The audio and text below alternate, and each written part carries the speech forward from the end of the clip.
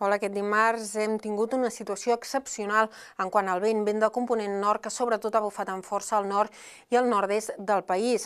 En aquesta taula tenim algunes de les ratxes màximes enregistrades amb les nostres estacions. Vegin, per exemple, gairebé 160 km per hora al Santuari de Caral, 128 a Montserrat, cotes lleugerament elevades, però vegin també a cotes més baixes aquests 102 km per hora que hem enregistrat a Sabadell. Un vent que ha causat nombrosos desperfectes, caigudes d'arbres, per exemple, al Vallès Oriental, també aixecament de teulades o alguns murs fins i tot han cedit. També al Baix Empordà tenim aquesta olivera caiguda. Una altra conseqüència, aquesta situació marítima notablement alterada a la Costa Brava i també nevades al Pirineu, sobretot fins a migdia i especialment a la seva cara nord.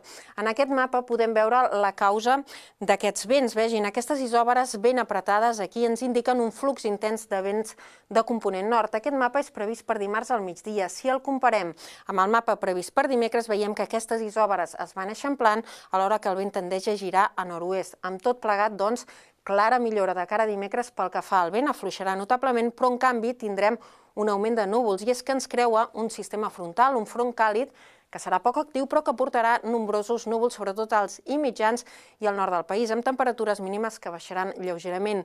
Situació marítima encara alterada al matí a la Costa Brava, però amb aquest vent que dèiem que anirà afluixant. De cara a la tarda, pocs canvis, s'obriran clarianes cap al sud i ponent, i en canvi els núvols es faran més compactes al vessant nord del Pirineu, on esperem precipitacions febles, amb una cota de neu que pujarà dels 1.600 fins als 1.800 metres, amb temperatures màximes que pujaran de manera lleugera. I amb aquesta situació alerta perquè encara durant la matinada tenim avís en aquest sector, el Pirineu, Prepirineu, perquè a cotes elevades el vent podrà superar els 90 km per hora. També fins a migdia, situació marítima alterada a la Costa Brava, amb onades que podrien superar els 2,5 metres d'alçada. Atenció, doncs, en aquest sentit. I de cara ja als propers dies, veiem dijous en conjunt ambient assolellat que es mantindria de cara a divendres i tot plegat a l'espera d'un front que ens ha de creuar de cara a dissabte, amb temperatures que a poc aniran pujant. De moment és tot des del Servei Meteorològic de Catalunya.